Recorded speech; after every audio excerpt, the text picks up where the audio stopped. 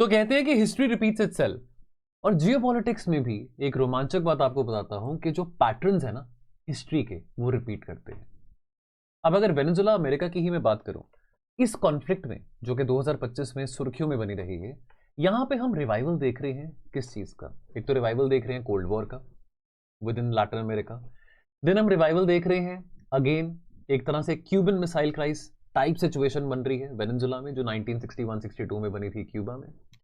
And number 3, again a Republican president of the United States of America trying to invade a country and trying to decimate the ruler, the head of the state over there, by exporting democracy and wanting to install a puppet regime. मुझे ये जब मैं पूरा का पूरा conflict study कर रहा था तो मुझे थोड़ा सा यहाँ पे ट्रेसेस नजर आए 2003 में, जब जॉर्ज बुश ने, अगेन ए रिपब्लिकन प्रेसिडेंट, जब वॉर अगेंस्ट टेरर के चलते इराक पे हमला किया सद्दाम हुसैन पे, और ये कहा कि भैया इराक में केमिकल बायोलॉजिकल वेपन्स वहां पे पाए जाएंगे, तो इस करके वहां पे हमला करना बहुत जरूरी है। निकला वहां पे कुछ नहीं, लेकिन वो लड़ाई तेल की थी, ऑयल की थी। आज फिर से इतिहास कुछ इस तरीके से दोहराया जा रहा है कि डोनाल्ड ट्रंप वेनेजुला में, मैं मानता हूं निकोलस मादुरो एक करप्ट लीडर होंगे, इनएफिशिएंट लीडर होंगे, वेनेजुला की हालत बहुत खराब है, महंगाई बहुत ज्यादा है, इन्फ्लेशन बहुत ज्यादा है, बेरोजगारी बहुत ज्यादा है, लेकिन असली मोटिव डोनाल्ड ट्रंप का, असली मोटिव डोनाल्ड ट्रंप का क्या केवल निकोलस मदुरो को हटाने का है, या असली मोटिव डोनाल्ड ट्रंप का वेनेजुला की ऑयल रिजर्व्स के ऊपर कब्जा करने का है? इस बात को समझते हैं। लेकिन एक एमसीक्यू आपको दिखाना चाहता हूं, ये एमसीक्यू देखें, लेकिन इस एमसीक्यू को आंसर करने के लिए आपको पूरा वीडियो देखना पड़ेगा। यहां पे पॉज कर लो और इसका क्या आंसर है मुझे कमेंट सेक्शन में बताना, लेकिन वीडियो देख लो, क्योंकि वीडियो देख के ही आप बता पाओगे इसका आंसर क्या है। हाँ, अगर आप पहले बता पाओ तो पहले बता दो। अब बैकग्राउंड क्या है? देखो, दोनों देशों के बीच में रिश्ते बहुत स्ट्रेसफुल रहे हैं पिछले कुछ 26-27 सालों से, सिंस 1999, जब left wing populist Hugo Chavez जब बने थे प्रेसिडेंट के वेनेजुला। हुगो शावेज सोशलिस्टिक थे, लेफ्ट लीनिंग थे, इनका रूल काफी अच्छा माना जाता है वेनेजुला के लोगों के लिए। इनकी जो सोशलिस्टिक पॉलिसीज थी, जहां पे इन्होंने वेनेजुला के नेचुरल रिसोर्सेज को भी नेशनलाइज किया, काफी एक बेहतर मूव माना जाता है। और बिकॉज अगेन एक आइडियोलॉजिकल वॉरफेयर आती है, because America has never been very fond कि लेफ्टिस्ट या कम्युनिस्ट आइडियोलॉजीज अमेरिका के बैकयार्ड में हो, अमेरिका के स्फीयर ऑफ इन्फ्लुएंस में हो। तो ये हुगो शावेज का जो रूल था इन Venezuela, that was bothering and irritating America, because America has never been a fan of the Soviet model of communism. And हमको ये भी पता है, अगर आपने जियोपॉलिटिक्स स्टडी करा है, अगर आपने थोड़ा सा कंटेम्प्रेरी वर्ल्ड हिस्ट्री भी पढ़ा है, वर्ल्ड वॉर से लेके अब तक का, सोवियत यूनियन का बहुत ज्यादा एक इन्फ्लुएंस था, डोमिनेंस था, not only in Central Asia and Eastern Europe but also in Latin America. And Latin America में कई सारी countries they are still known to be very much left leaning, romanticizing the ideas of the Soviet Union, romanticizing the communist ideology, which is a cause of irritant for America, because again America और Venezuela के बीच में strategically Caribbean Sea आता है, Venezuela is opening up to the Caribbean Sea, and also this is America's sphere of influence. So Chavez, Hugo Chavez, he had then accused the Americans of supporting an attempted coup against him back in 2002, before Venezuela expelled the ambassador of America in Venezuela later in 2002. Now he was democratically elected. He was this person Hugo Chavez. He was democratically elected. और इनका 14 साल का जो rule था, जो राज था, बहुत assertive था, and he was very successful in nationalizing important assets, including the oil and gas industry as well. और इनके रूल में लगभग 20 lakh members of the civilian militia बने थे, और साथ के साथ defying America, वेनेजुला ने रशिया, चाइना और ईरान के साथ भी डिप्लोमेटिक रिलेशंस कल्टीवेट करे थे, और ये तीनों कंट्रीज अमेरिका के दोस्त नहीं माने जाते हैं। Now tensions heightened after the current but disputed president Nicolas Maduro when he took over, जब हुगो शावेज ही डाइड इन 2013, और टेंशन ज्यादा स्पाइक हुई वेनेजुला अमेरिका के बीच में जब डोनाल्ड ट्रंप की पहली प्रेसिडेंसी थी बैक इन 2018-2019। उस साल अमेरिका ने बैक करा मादुरो के ओपोनेंट को, निकोलस मादुरो के जो ओपोनेंट है हुआन ग्वाइडो, और 2018 के प्रेसिडेंशियल इलेक्शंस में जहां पे हुआन ग्वाइडो जो कि ऑपोजिशन पार्टी में थे, उनके जीतने के चांसेस काफी ज्यादा थे, लेकिन 2018 के प्रेसिडेंशियल इलेक्शन में फिर से री एंट्री मारते हैं निकोलस मादुरो। एंड अगेन 2023-24 में अगेन जब इलेक्शंस होते हैं तो फिर से निकोलस मादुरो आते हैं। नाउ सिविल सोसाइटी जो वेनेजुला की है वो निकोलस मादुरो को नहीं चाहते हैं। सिविल सोसाइटी में से बहुत सारे लोग इमर्ज कर रहे हैं प्रोमिनेंटली। जो हमारे नोबेल पीस प्राइज विनर हैं मैशादो, उनको जिनको इस साल नोबेल पीस प्राइज मिला है, वो भी बहुत इंपॉर्टेंट दावेदार कॉन्टेंडर माने जाते हैं for getting the position of the president of Venezuela. America भी उनको बैक कर रहा है। नोबेल पीस प्राइज विनर तो हैं। खैर डोनाल्ड ट्रंप का भी ये था कि सपना अधूरा रह गया कि नोबेल पीस प्राइज तो नहीं मिला, लेकिन एक ऐसे व्यक्ति को वेनेजुएला का प्रेसिडेंट बना दो, पपेट प्रेसिडेंट बना दो, जिसको नोबेल पीस प्राइज मिला है, तो किसी ना किसी तरीके से डोनाल्ड ट्रंप की वो जो चाहत है नोबेल पीस प्राइज की, वो भी अधूरी नहीं रहेगी। ना politically within Venezuela turmoil वो सब है, ruling party, opposition party, civil society के बीच में वो टर्मोइल है। लेकिन अमेरिका यहां पे जो इंटरफेरेंस दिखा रहा है, that is not only because America का इंटरेस्ट है to restore democracy, but America का यहां पे अल्टीरियर मोटिव्स है। मादुरो को फिर से रीइलेक्ट करा गया 2024 में। He had defeated the independent candidate Edmundo Gonzalez. जो मेन राइवल थे निकोलस मादुरो के, मारिया कोरेना मशादो, जिनको भी नोबेल पीस प्राइज से नवाजा गया है, she had been barred from running after being convicted of being involved in a corruption plot along with Guaido, Juan Guaido। ये वेनेजुएला के सुप्रीम कोर्ट ने इनको ये एक सजा सुनाई थी, जो कि काफी लोगों ने कहा ये फैब्रिकेटेड है। बहुत सारे जो इंटरनेशनल ऑब्जर्वर्स हैं, इंटरनेशनल मीडिया जर्नल्स हैं, उन्होंने कहा कि ये जो बुनियाद लगाए गए थे ये बेबुनियाद है और ये फैब्रिकेटेड है, कि she is a very upright woman. Now the then US secretary, इससे पहले जो यूएस के सेक्रेटरी थे, जो बाइडेन के जो सेक्रेटरी थे, Antony Blinken, he said that USA had serious concerns that the result of 2024 elections announced, जो elections announce करे थे जिसमें निकोलस मादुरो जीते थे, कि वो इलेक्शन के रिजल्ट सही मायने में वेनेजुएला के लोगों की विल को, पॉलिटिकल विल को रिफ्लेक्ट नहीं कर रहा, उनके एस्पिरेशन को रिफ्लेक्ट नहीं कर रहा। इस साल अक्टूबर में मशादो को नोबेल पीस प्राइज मिला। अभी हाल फिलहाल में कुछ ही दिन पहले उनकी जो बेटी है, उन्होंने एक्सेप्ट करा इस प्राइज को on her behalf at the award ceremony in Oslo, the capital of Norway. और मशादो ने एक सरप्राइज एंट्री करी उस पर्टिकुलर इवेंट में, और मशादो को पहले इस करके एंट्री नहीं करना चाहते थे, वहां पे खुद पब्लिकली नहीं आना चाहते थे, बिकॉज उनको डर था अपनी जान का। लेकिन उन्होंने सब कुछ डिफाई करके she made an entry and she made that public appearance as well. She said that look, she at the moment is living in exile, but she wants to return to Venezuela, and of course she doesn't want to keep on living in hiding under the fear of her safety, under the fear of terror. She is widely expected to become president अगर Nicolas Maduro को office से बाहर निकाला जाता है। Maduro ने इस साल सितंबर में यह कहा कि अमेरिका एक रिजीम चेंज जा रही है through military threat, through coercive threat, and added that Trump is fabricating a very extravagant narrative, a vulgar, criminal and totally fake narrative as a pretext to throw me out, यानी कि throw Nicolas Maduro out. Trump has been slightly less direct, and he has been mentioning in reference to the oil tanker that other things are happening without further explanation. अब वो oil sanctions के बारे में भी बात करेंगे, जो Venezuela के कुछ ऑयल बोट्स हैं, ऑयल टैंकर्स हैं जो अमेरिका ने पकड़े हैं और जो वेनेजुएला के ऊपर सैंक्शन लगाए हैं, उसके बारे में भी बात करेंगे। लेकिन ये जरूर है, डोनाल्ड ट्रंप ने डायरेक्टली नहीं बोला, लेकिन इनडायरेक्टली मीडिया को हिंट करा है कि निकोलस मादुरो के जो दिन हैं वो गिनती के रह चुके हैं। एंड उन्होंने इस बात को इनकार नहीं किया। व्हेन आस्क्ड कि क्या आप ग्राउंड इन्वेजन करेंगे वेनेजुएला को, he has refused to rule out, उन्होंने इस बात को इनकार नहीं किया कि मैं ग्राउंड इन्वेजन नहीं करूंगा, वो कह रहे हैं कि वो कर सकते हैं। सो द यूएस प्रेसिडेंट की जो भी नेशनल सिक्योरिटी स्ट्रैटेजी भी अभी फॉर्मुलेट हुई है, जो एनएसएस का पेपर आया है, वहां में भी लैटिन अमेरिका को एम्फसाइज करा गया है।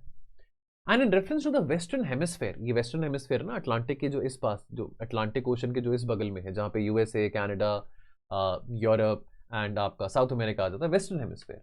तो एनएसएस डॉक्यूमेंट ये कहता है that we will reward, America ये कह रहा है that we will reward and encourage इस वेस्टर्न हेमिस्फेयर की रीजन की गवर्नमेंट्स को, पॉलिटिकल पार्टीज को एंड मूवमेंट को, जो कि अलाइंड है कोट एंड कोट अमेरिका के प्रिंसिपल्स एंड स्ट्रैटेजी के साथ, because America wants to assert itself as a country where by जो डेमोक्रेटिक इथोस हैं, जो ह्यूमन राइट्स के जो क्रेडेंशियल्स हैं, वो अमेरिका तो लीड कर ही ना, लेकिन सारी की सारी countries in the western hemisphere भी वो अमेरिकन आइडियल्स को फॉलो कर रही है।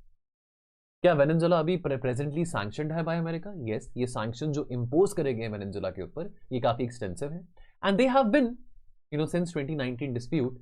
बैक इन 2019 जब डोनाल्ड ट्रंप प्रेसिडेंट थे, उन्होंने एक एग्जीक्यूटिव ऑर्डर साइन किया था जहां पे ये कहा गया था कि जितनी भी प्रॉपर्टी और इंटरेस्ट है in the property of the government of Venezuela that are in the US, they are blocked and they may not be transferred, paid, exported, withdrawn or otherwise dealt.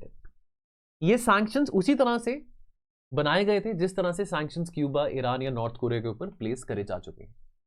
अब आप देखिए सैंक्शंस के कारण आप देखें कि 2019 से लेके आज 2024-25 तक कहां सन 2000 में 2000 यानी कि more than 2 million barrels of oil per day Venezuela export कर रहा था, which has now come down to around about 500 and less than 500,000 barrels of oil per day because of the sanctions imposed by America. क्या America oil में interested है? ना despite denials from White House कि नहीं America के Donald Trump ने कहा कि हम ऑयल में इंटरेस्टेड नहीं है, लेकिन कई सारे ऑब्जर्वर्स इंक्लूडिंग मदरो और इवन जो वेल इन्फॉर्म लोग हैं वेनेजुएला के, उनको लगता है कि ये जो वास्ट ऑयल रिजर्व्स हैं वेनेजुएला के, उसमें अमेरिका बहुत इंटरेस्टेड है। अब एक बहुत पेचीदा बात है वेनेजुएला की कि वहां पे वास्ट ऑयल रिजर्व्स तो हैं, लेकिन वहां का जो लोग है, वहां की जो सोसाइटी है, बहुत हाईली इम्पावरिश्ड है, and this makes it a very attractive target for Trump administration. US energy information administration का यह कहना है कि Venezuela is sitting on an enormous 303 billion barrels worth of crude, which is equivalent to 1/5 of the world's global reserves. लेकिन sanctions have locked Venezuela out of the most of the world's most lucrative market, and therefore अभी Venezuela के पास option क्या है? ज्यादातर वो जो oil है वो किसको एक्सपोर्ट कर रहा है? वो भी डिस्काउंटेड प्राइसेस पे to China. USA is also importing around 100 barrels of oil a day from Venezuela. All right, now sorry 100,000 or 100 but 100,000 कहां एक टाइम पे in the 1990s USA was importing around about 1500,000 यानी कि 1.5 billion barrels of oil per day from Venezuela, which has come down to 100,000 barrels of oil per day from Venezuela. Now America दुनिया का leading oil producer है और Venezuela produce करता है heavier crude oil जिसका इस्तेमाल किया जाता है टू मेक डीजल, और डीजल ग्लोबली आपको पता है वो शॉर्टेज में है, सप्लाई शॉर्टेज में है, और डीजल आपको पता है क्रिटिकल मैन्युफैक्चरिंग प्रोसेसेस के लिए बहुत जरूरी है। In an open letter last month to the OPEC of which the USA mind you is not a member, Maduro ने अक्यूज करा यूएसए को ऑफ मेकिंग ओपेक प्लस में वेनेजुएला आता है, सॉरी ओपेक में वेनेजुएला आता है, one of the founding members of OPEC में वेनेजुएला था। ओपेक के फाउंडिंग मेंबर्स कौन से हैं मुझे कमेंट सेक्शन में बताना, मैं आपको एक एक्रोनिम दे रहा हूं, एक्रोनिम है विकास। चलो आपको एक्रोनिम भी नहीं देता हूं, आप मेरे को बताओ कौन से मेंबर्स हैं वो, क्योंकि अगर एक्रोनिम दे दिया मैंने आपको तो आपको पता लग जाएगा। तो वेनेजुएला जो कि एक फाउंडिंग मेंबर है ओपेक का, तो उस मीटिंग में, ओपेक की मीटिंग में मदुरो ने अनाउंस किया, अक्यूज करा अमेरिका को कि वो वेनेजुएला की सॉवरेनिटी और टेरिटोरियल इंटेग्रिटी के लिए बहुत बड़ा खतरा है, और वेनेजुएला के ऑयल प्रोडक्शन और इंटरनेशनल मार्केट में बहुत बड़ी इंस्टेबिलिटी अमेरिका लेके आने की कोशिश करेगा। डोनाल्ड ट्रम्प ने, लेटेस्ट न्यूज क्या है, डोनाल्ड ट्रम्प ने ऑर्डर करा है complete blockade on the sanctioned oil tankers which are going to and from Venezuela, and this is an escalation of Donald Trump's administration's month-long pressure against Nicolas Maduro, who is the leader of Venezuela. Venezuela is completely surrounded by the largest armada, चाहे वो उसके aircraft carriers की बात करें, मैं उसके बारे में भी बात करूंगा, चाहे हम फाइटर जेट्स की बात करें, around the Caribbean sea and over the Caribbean sea America की नेवी और एयरफोर्स को मोबिलाइज किया जा चुका है, चारों तरफ से वेनेजुएला को घेरा जा चुका है, और डोनाल्ड ट्रम्प का ये कहना है कि आने वाले समय में ये और बड़ा होने वाला है, और ज्यादा सीरियस होने वाला है वेनेजुएला के लिए। यूएसए की military has also been building up large naval force in the Caribbean in the last couple of months, और ट्रम्प ने, जब से डोनाल्ड ट्रम्प आए हैं, specifically from the last 4 months, Donald Trump की जो मिलिट्री है, नेवी है, एयरफोर्स है, they have been doing large mobilizations around the Caribbean C.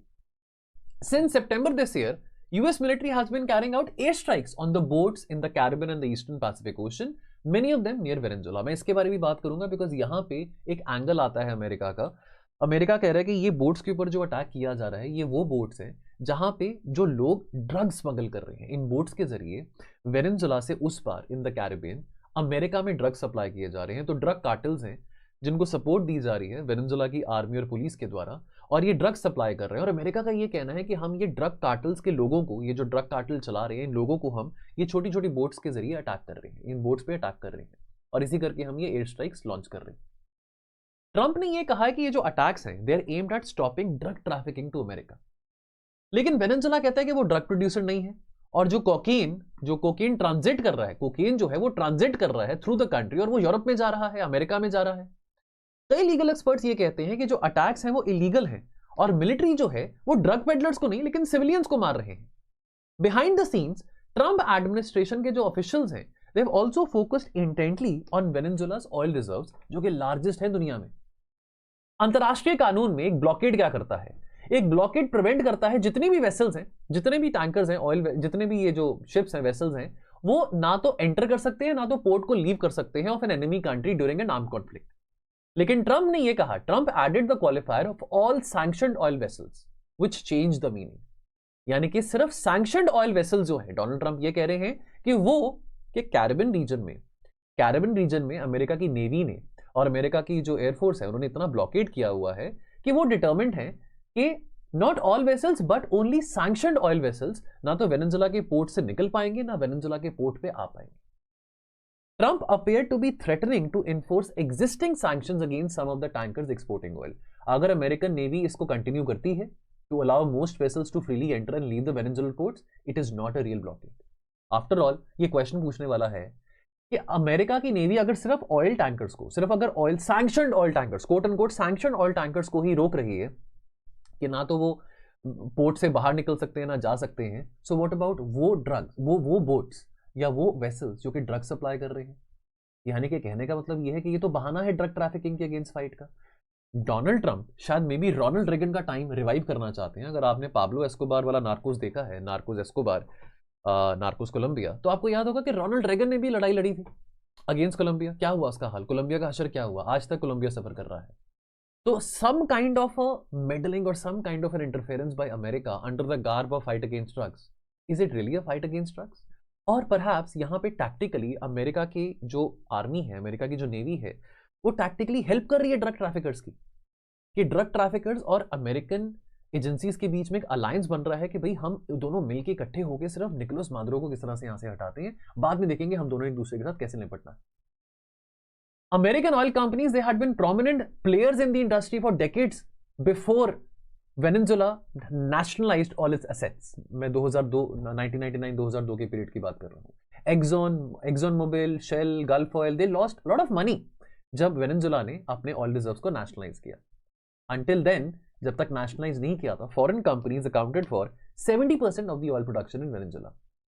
In fact chevron, this is one American company which stayed in Venezuela even in the last so many decades, चाहे Venezuela ने अपने assets को nationalise भी किया, and even till date Chevron continues to operate with a newly extended confidential license from the American government. So Donald Trump की जो announcement है of a blockade, this is not expected to have an immediate effect on Chevron, the company has said, ये जो international blockade लगाया है। Now यहां पे एक बात आती है ट्रंप का प्रोपेगेंडा एंड ट्रंप का so called war on narco terrorism. अपने 2024 के इलेक्शन कैंपेन में ट्रंप ने यह कहा, शपथ लिया कि मैं ड्रग्स का इंपोर्ट एक्सपोर्ट बंद कर दूंगा, चाहे वो फेंटेनाइल है, चाहे वो कोकेन है, चाहे वो मेथ है, चाहे वो आइस है। And he has used that policy in second term to speak out and act against Venezuela. इस साल मार्च में डोनाल्ड ट्रंप ने एक प्रोक्लेमेशन साइन करा जिसने डेजिग्नेट करा Venezuelan Tren de Aragua gang को as an FTO, foreign terrorist organization, which had unlawfully infiltrated America and was waging irregular warfare against the Americans.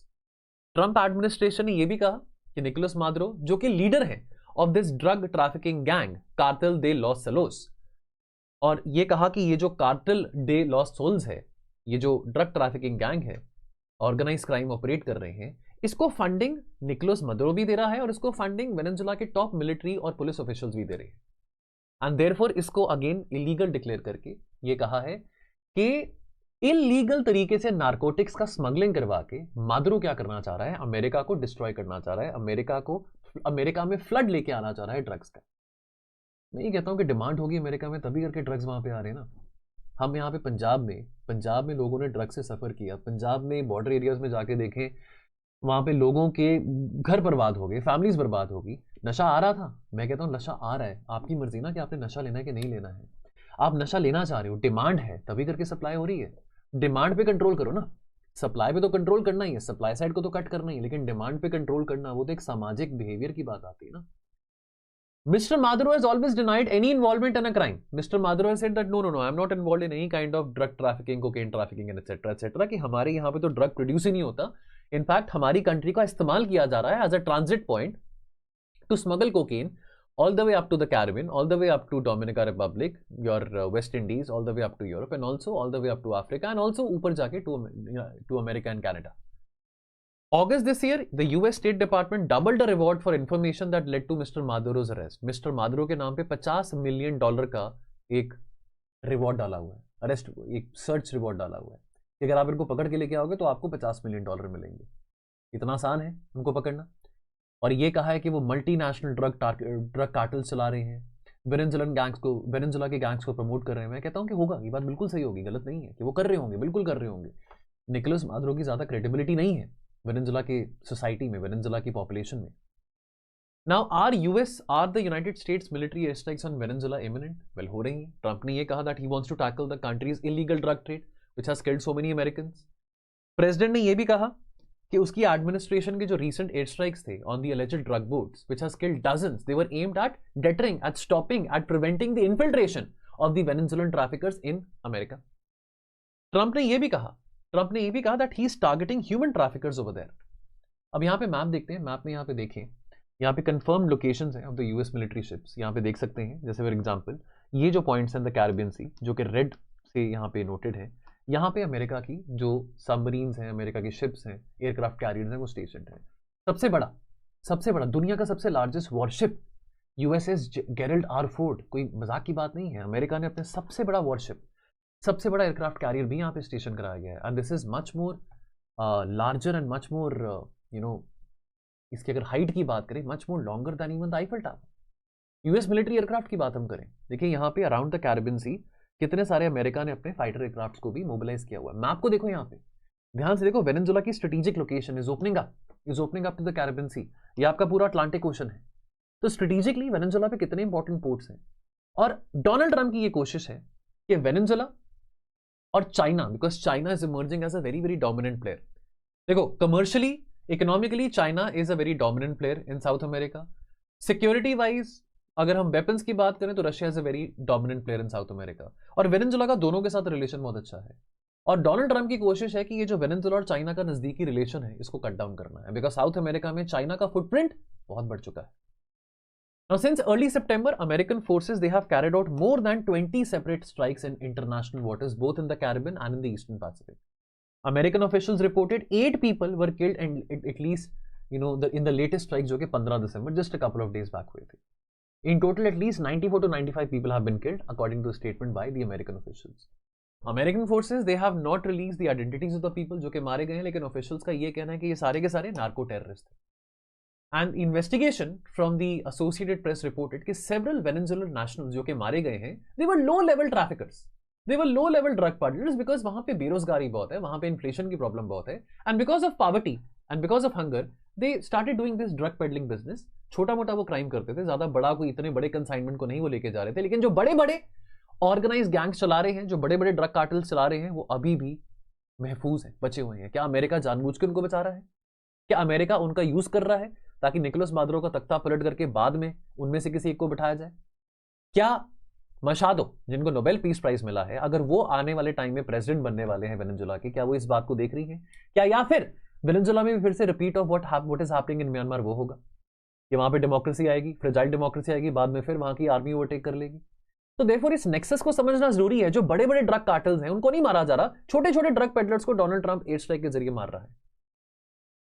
Now अगर हम अमेरिका के defence secretary की बात समझे, पीट हेग्सेथ, उनका यह कहना है कि हमने ऑपरेशन सदर्न स्पेयर लॉन्च करा है, which is aimed at removing narco terrorist from the western hemisphere. और हम अमेरिका को सिक्योर करना चाहते हैं, बिकॉज ये जो ड्रग्स हैं जो कि अमेरिका में इन्फिल्ट्रेट कर रहे हैं, वो हमारे लोगों को मार रहे हैं। नाउ ये largest buildup of US military forces हुआ है in the Caribbean region after the 1962 Cuban missile crisis. Now that process has also included the deployment of the USS Gerald R. Ford, जो कि दुनिया का लार्जेस्ट मिलिट्री एयरक्राफ्ट कैरियर है। 15,000 लोग, 15,000, around about 15,000 personnel are stationed in this largest military aircraft carrier of the US Navy. Russia ने यहाँ पे बीच में कहा है, मजे की बात ये है, तभी मैंने बोला स्टार्टिंग में that this is also the revival of the Cold War and reminiscent of the Cold War era time in Latin America. 1962 में जॉन कैनेडी थे जिन्होंने मैच्योरिटी दिखाई और क्यूबन मिसाइल क्राइसिस को डीएस्केलेट किया। अदरवाइज दुनिया was at a flash point of a nuclear war. Russia की foreign ministry ने और इवन पुतिन ने यह कहा है कि डोनाल्ड ट्रंप की एडमिनिस्ट्रेशन को इस तरह का फेटल मिस्टेक, घातक मिस्टेक नहीं करना चाहिए। वेनेजुला के सॉइल पे किसी भी किस्म की इंटरफेरेंस अगर अमेरिका ने करी तो रशिया ने ये बात गारंटी कही है कि हम वेनेजुला की मदद करेंगे। और पुतिन ने ये कहा है कि डी एस्केलेशन करो, तुरंत डी एस्केलेशन करो डायलॉग के जरिए, अदरवाइज अगर किसी भी किस्म का नुकसान होता है वेनेजुला को, तो पुतिन ने कहा है कि Russia would be involved, Russia would very much be involved and supporting the Venezuelan army and the government of Venezuela. तो देखने की बात है आगे जाके यहाँ पे क्या बनता है। आप बने रहें हमारे साथ, हम इसको और ट्रैक करते रहेंगे और डिस्कस करते रहेंगे। बाकी और मजेदार जियोपॉलिटिकल इवेंट्स हम अपने यूट्यूब चैनल पे लेके आते रहेंगे, डिस्कस करते रहेंगे। Take care of yourself, thank you.